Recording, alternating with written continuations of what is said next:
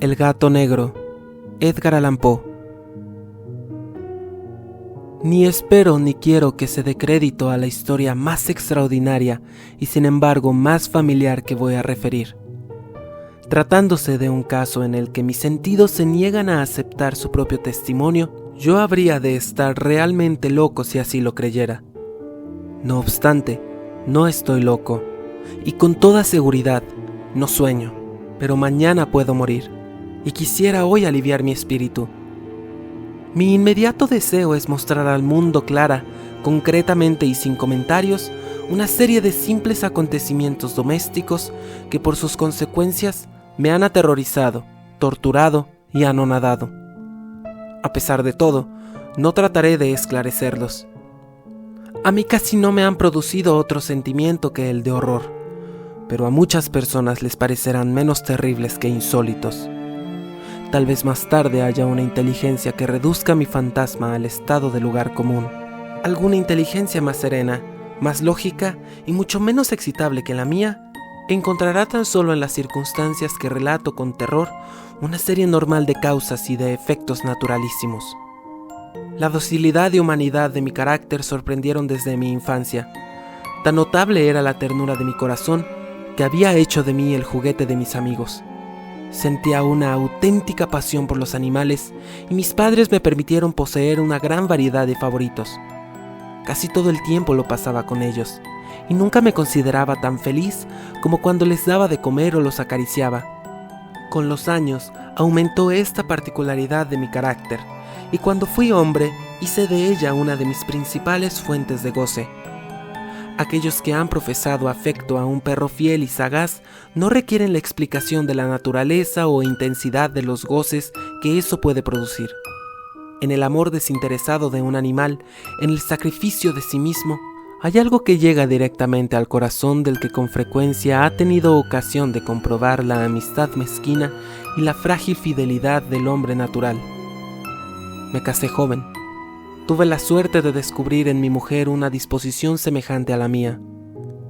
Habiéndose dado cuenta de mi gusto por estos favoritos domésticos, no perdió ocasión alguna de proporcionármelos de la especie más agradable. Tuvimos pájaros, un pez de color de oro, un magnífico perro, conejos, un mono pequeño y un gato. Era este último animal muy fuerte y bello, completamente negro y de una sagacidad maravillosa. Mi mujer, que era en el fondo algo supersticiosa, hablando de su inteligencia, aludía frecuentemente a la antigua creencia popular que consideraba a todos los gatos negros como brujas disimuladas.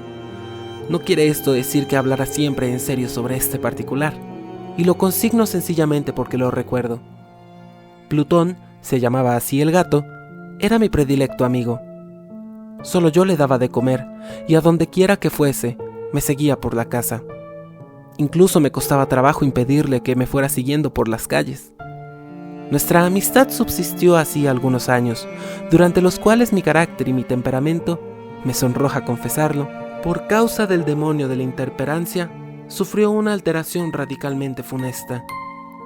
De día en día me hice más taciturno, más irritable, más indiferente a los sentimientos ajenos.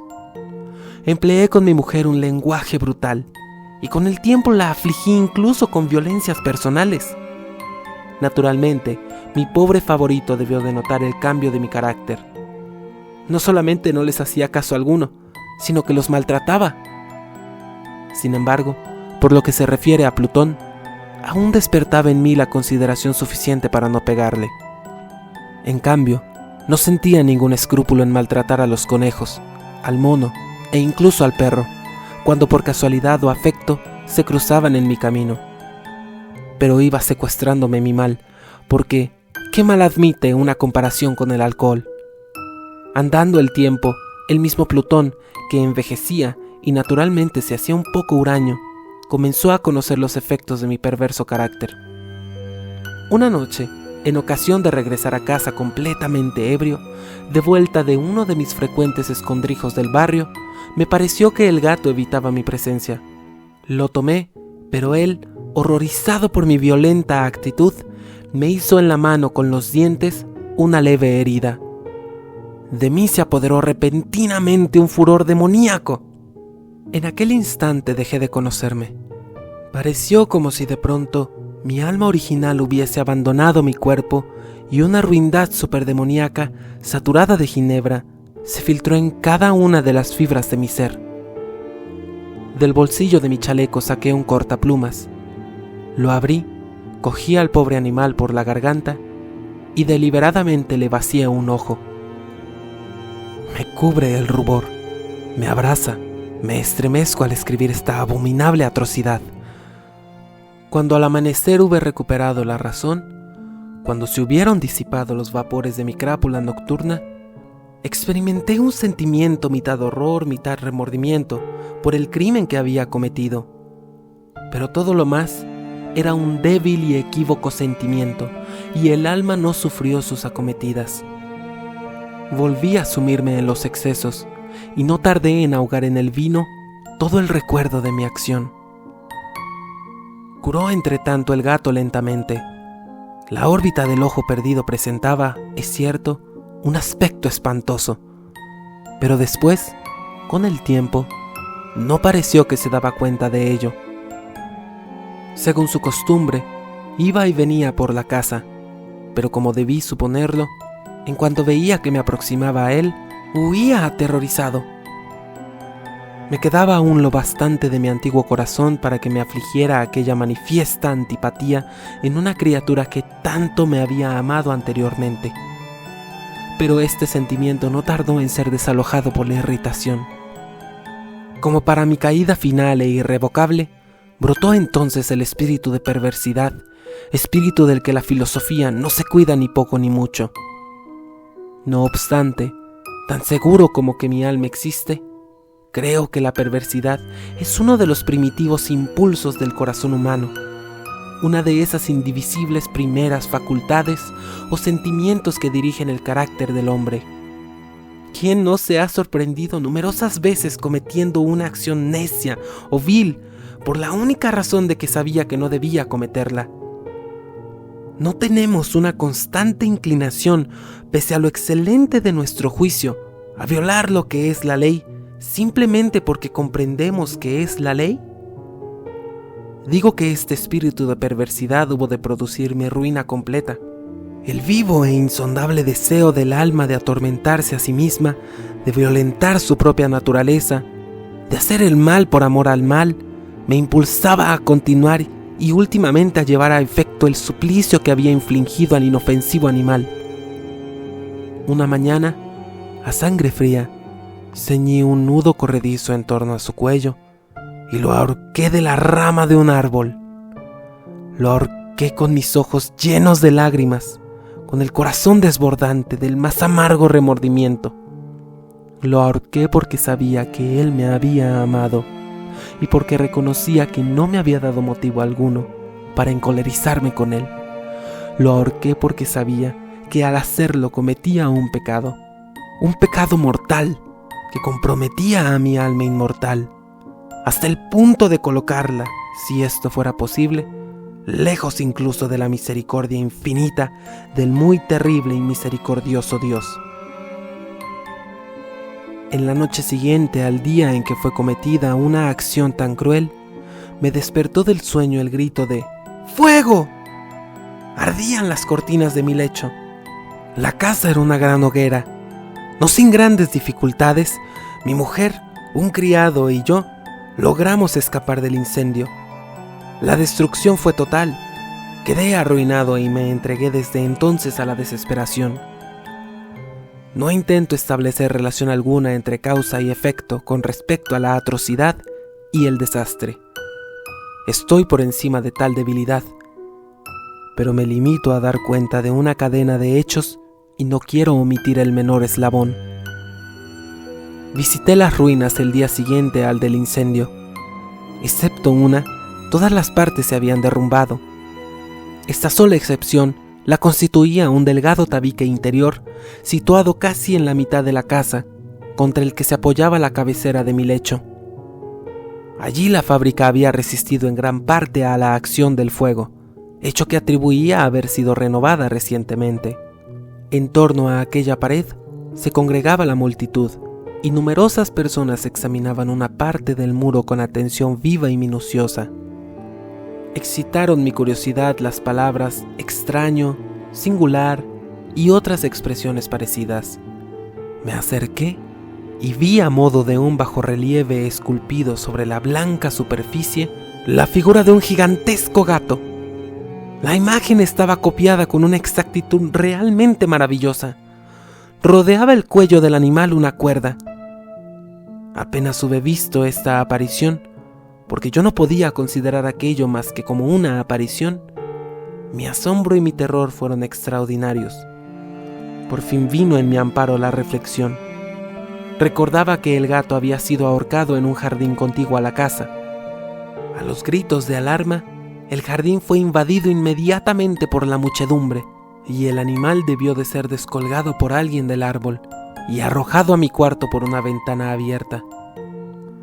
Indudablemente se hizo esto con el fin de despertarme.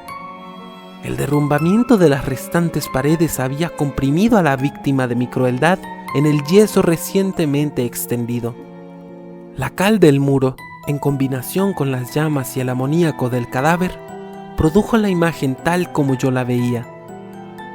Aunque prontamente satisfice así a mi razón, ya que no por completo mi conciencia, no dejó sin embargo de grabar en mi imaginación una huella profunda el sorprendente caso que acabo de dar cuenta.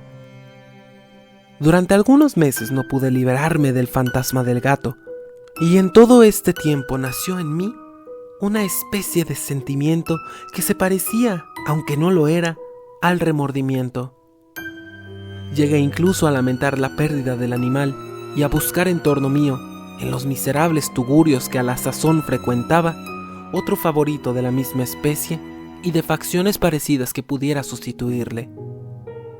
Me hallaba sentado una noche, medio aturdido, en un bodegón infame, cuando atrajo repentinamente mi atención un objeto negro que yacía en lo alto de uno de los inmensos barriles de ginebra o ron que componían el mobiliario más importante de la sala. Hace ya algunos momentos que miraba a lo alto del tonel y me sorprendió no haber advertido el objeto colocado encima. Me acerqué a él y lo toqué. Era un gato negro, enorme, tan corpulento como Plutón, al que se parecía en todo, menos en un pormenor. Plutón no tenía un solo pelo blanco en todo el cuerpo, pero este tenía una señal ancha y blanca, aunque de forma indefinida, que cubría casi toda la región del pecho. Apenas puse en él mi mano, se levantó repentinamente, ronroneando con fuerza, se restregó contra mi mano y pareció contento de mi atención. Era pues el animal que yo buscaba. Me apresuré a proponer al dueño su adquisición, pero éste no tuvo interés alguno por el animal. Ni le conocía, ni le había visto hasta entonces. Continué acariciándole y cuando me disponía a regresar a mi casa, el animal se mostró dispuesto a seguirme. Se lo permití, e inclinándome de cuando en cuando, caminamos hacia mi casa acariciándole. Cuando llegó a ella se encontró como si fuera la suya, y se convirtió rápidamente en el mejor amigo de mi mujer. Por mi parte, no tardó en formarse en mí una antipatía hacia él. Era pues precisamente lo contrario de lo que yo había esperado. No sé cómo ni por qué sucedió esto, pero su evidente ternura me enojaba y casi me fatigaba. Paulatinamente estos sentimientos de disgusto y fastidio acrecentaron hasta convertirse en la amargura del odio. Yo evitaba su presencia. Una especie de vergüenza y el recuerdo de mi primera crueldad me impidieron que lo maltratara. Durante algunas semanas me abstuve de pegarle o de tratarle con violencia, pero gradual, insensiblemente, llegué a sentir por él un horror indecible y a eludir en silencio, como si huyera de la peste, su odiosa presencia. Sin duda, lo que aumentó mi odio por el animal fue el descubrimiento que hice a la mañana del día siguiente de haberlo llevado a la casa. Como Plutón, también él había sido privado de uno de sus ojos. Sin embargo, esta circunstancia contribuyó a hacerle más grato a mi mujer que, como he dicho ya, poseía grandemente la ternura de sentimientos que fue en otro tiempo mi rasgo característico y el frecuente manantial de mis placeres más sencillos y puros. Sin embargo, el cariño que el gato me demostraba parecía crecer en razón directa de mi odio hacia él. Con una tenacidad imposible de hacer comprender al lector, seguía constantemente mis pasos. En cuanto me sentaba, se acurrucaba bajo mi silla o saltaba sobre mis rodillas, cubriéndome con sus caricias espantosas. Si me levantaba para andar, se metía entre mis piernas y casi me derribaba, o bien, clavando sus largas y agudas garras en mi ropa, trepaba por ellas hasta mi pecho. En esos instantes, aun cuando hubiera querido matarle de un golpe, me lo impedía en parte el recuerdo de mi primer crimen, pero sobre todo, me apresuro a confesarlo, el verdadero terror del animal. Este terror no era positivamente el de un mal físico, y no obstante me sería muy difícil definirlo de otro modo. Casi me avergüenza confesarlo, aún en esta celda de malhechor, casi me avergüenza confesar que el horror y el pánico que me inspiraba el animal se habían acrecentado a causa de una de las fantasías más perfectas que es posible imaginar. Mi mujer no pocas veces había llamado mi atención con respecto al carácter de la mancha blanca de que he hablado y que constituía la única diferencia perceptible entre el animal extraño y aquel que había matado yo. Recordará sin duda el lector que esta señal, aunque grande, tuvo primitivamente una forma indefinida, pero lenta, gradualmente, por fases imperceptibles, y que mi razón se esforzó durante largo tiempo en considerar como imaginaria, había concluido adquiriendo una nitidez rigurosa de contornos. En ese momento era la imagen de un objeto que me hace temblar nombrarlo. Era sobre todo lo que me hacía mirarle como a un monstruo de horror y repugnancia, y lo que, si me hubiera atrevido, me hubiese impulsado a librarme de él. Era ahora, digo, la imagen de una cosa abominable y siniestra. La imagen de la horca. ¡Oh, lúgubre y terrible máquina! Máquina de espanto y crimen, de muerte y agonía. Yo era entonces en verdad un miserable, más allá de la miseria posible de la humanidad. Una bestia bruta, cuyo hermano fue aniquilado por mí con desprecio. Una bestia bruta engendraba en mí, hombre formado a imagen del Altísimo, tan grande e intolerable infortunio. Ay, ni de día ni de noche conocía yo la paz del descanso.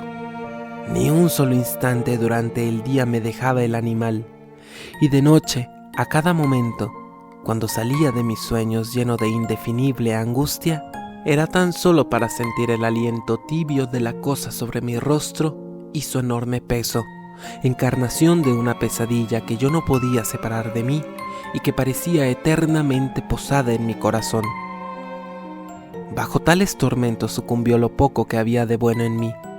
Infames pensamientos se convirtieron en mis íntimos, los más sombríos, los más infames de todos los pensamientos. La tristeza de mi humor de costumbre se acrecentó hasta hacerme aborrecer a todas las cosas y a la humanidad entera. Mi mujer, sin embargo, no se quejaba nunca. Ay, era mi paño de lágrimas de siempre, la más paciente víctima de las repentinas, frecuentes e indomables expansiones de una furia a la que ciegamente me abandoné desde entonces. Para un quehacer doméstico, me acompañó un día al sótano de un viejo edificio en el que nos obligara a vivir nuestra pobreza. Por los agudos peldaños de la escalera me seguía el gato, y habiéndome hecho tropezar de cabeza, me exasperó hasta la locura. Apoderándome de un hacha y olvidando en mi furor el espanto pueril que había detenido hasta entonces mi mano, dirigí un golpe al animal, que hubiera sido mortal si le hubiera alcanzado como quería, pero la mano de mi mujer me detuvo el golpe. Una rabia más que diabólica me produjo esta intervención. Liberé mi brazo del obstáculo que lo detenía y le hundí a ella el hacha en el cráneo. Mi mujer cayó muerta instantáneamente, sin exhalar siquiera un gemido. Realizado el horrible asesinato, inmediata y resueltamente procuré esconder el cuerpo. Me di cuenta de que no podía hacerlo desaparecer de la casa ni de día ni de noche sin correr el riesgo de que se enteraran los vecinos. Asaltaron mi mente varios proyectos. Pensé por un instante en fragmentar el cadáver y arrojar al suelo los pedazos. Resolví después cavar una fosa en el piso de la cueva. Luego pensé arrojarlo al pozo del jardín. Cambié la idea y decidí embalarlo en un cajón, como una mercancía, en la forma de costumbre, y encargar a un mandadero que se lo llevase de casa. Pero por último, me detuve ante un proyecto que consideré el más factible. Me decidí a empedrarlo en el sótano, como se dice que hacían en la Edad Media los monjes con sus víctimas. La cueva parece estar construida a propósito para semejante proyecto. Los muros no estaban levantados con el cuidado de costumbre y no hacía mucho tiempo habían sido cubiertos en toda su extensión por una capa de yeso que no dejó endurecer la humedad. Por otra parte, había un saliente en uno de los muros, producido por una chimenea artificial o especie de hogar que quedó luego tapado y dispuesto de la misma forma que el resto del sótano. No dudé que me sería fácil quitar los ladrillos de aquel sitio, colocar el cadáver y empedrarlo del mismo modo, de forma que ninguna mirada pudiese descubrir nada sospechoso. No me engañó mi cálculo.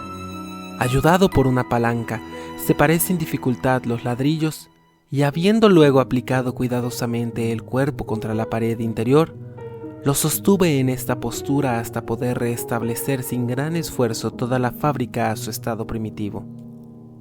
Con todas las precauciones imaginables, me procuré una argamasa de cal y arena, preparé una capa que no podía distinguirse de la primitiva y cubrí escrupulosamente con ella el nuevo tabique. Cuando terminé, vi que todo había resultado perfecto. La pared no presentaba la más leve señal de arreglo. Con el mayor cuidado barrí el suelo y recogí los escombros. Miré triunfante en torno mío y dije: por lo menos aquí mi trabajo no ha sido infructuoso. Mi primera idea entonces fue buscar al animal que había sido el causante de tan tremenda desgracia, porque al fin había resuelto matarlo. Si en aquel momento hubiera podido encontrarle, nada hubiese evitado su destino. Pero parecía que el artificioso animal, ante la violencia de mi cólera, habíase alarmado y procuraba no presentarse ante mí, desafiando mi mal humor. Imposible describir o imaginar la intensa, la apacible sensación de alivio que trajo a mi corazón la ausencia de la detestable criatura. En toda la noche no se presentó, y esta fue la primera que gocé desde su entrada en la casa, durmiendo tranquila y profundamente. Sí, dormí con el peso de aquel asesinato en mi alma. Transcurrieron el segundo y el tercer día. Mi verdugo no vino, sin embargo. Como un hombre libre, respiré una vez más. En su terror, el monstruo había abandonado para siempre aquellos lugares. Ya no volvería a verle nunca. Mi dicha era infinita. Me inquietaba muy poco la criminalidad de mi tenebrosa acción. Se hincó una especie de sumario que apuró poco las averiguaciones. También se dispuso un reconocimiento, pero naturalmente nada podía descubrirse. Yo daba por asegurada mi felicidad futura. Al cuarto día después de haberse cometido el asesinato, se presentó inopinadamente en mi casa un grupo de agentes de policía y procedió de nuevo a una rigurosa investigación del local. Sin embargo, confiado en lo impenetrable del escondite, no experimenté ninguna turbación. Los agentes quisieron que les acompañase en sus pesquisas. Fue explorado hasta el último rincón. Por tercera o cuarta vez bajaron por último a la cueva. No me alteré en lo más mínimo. Como el de un hombre que reposa en la inocencia, mi corazón latía pacíficamente. Recorrí el sótano de punta a punta, crucé los brazos sobre el pecho y me paseé indiferente de un lado a otro. Plenamente satisfecha, la policía se disponía a abandonar la casa. Era demasiado intenso el júbilo de mi corazón para que pudiera reprimirlo. Sentía la viva necesidad de decir una palabra tan solo, a modo de triunfo, y hacer doblemente evidente su convicción con respecto a mi inocencia. «Señores», dije por último cuando los agentes subían la escalera, «es para mí una gran satisfacción haber desvanecido sus sospechas. Deseo a todos ustedes una buena salud y un poco más de cortesía. Dicho sea de paso, señores, tienen ustedes aquí una casa muy bien construida». Apenas sabía lo que hablaba, en mi furioso deseo de decir algo con aire deliberado. «Puedo asegurar que esta es una casa excelentemente construida. Estos muros, ¿se van ustedes, señores? Estos muros están construidos con una gran solidez». Entonces, por una fanfarronada frenética, golpeé con fuerza con un bastón que tenía en la mano en ese momento, precisamente sobre la pared del tabique tras el cual yacía la esposa de mi corazón.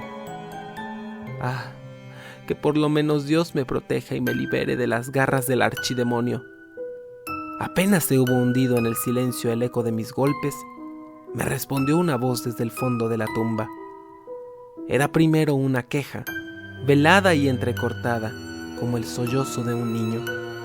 Después, enseguida, se hinchó en un grito prolongado, sonoro y continuo, completamente anormal e inhumano. Un alarido, un aullido mitad horror, mitad triunfo, como solamente puede brotar del infierno. Horrible armonía que surgiera al unísono de las gargantas de los condenados en sus torturas y de los demonios que gozaban en la condenación. Sería una locura expresaros mis pensamientos.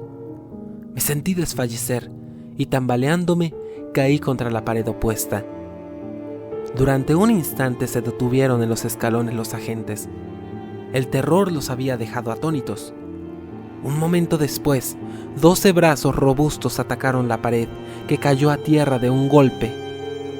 El cadáver, muy desfigurado ya y cubierto de sangre coagulada, apareció rígido a los ojos de los circunstantes. Sobre su cabeza, con las rojas fauces dilatadas y llameando el único ojo, se posaba el odioso animal cuya astucia me llevó al asesinato y cuya reveladora voz me entregaba al verdugo. Yo había emparedado al monstruo en la tumba. Fin.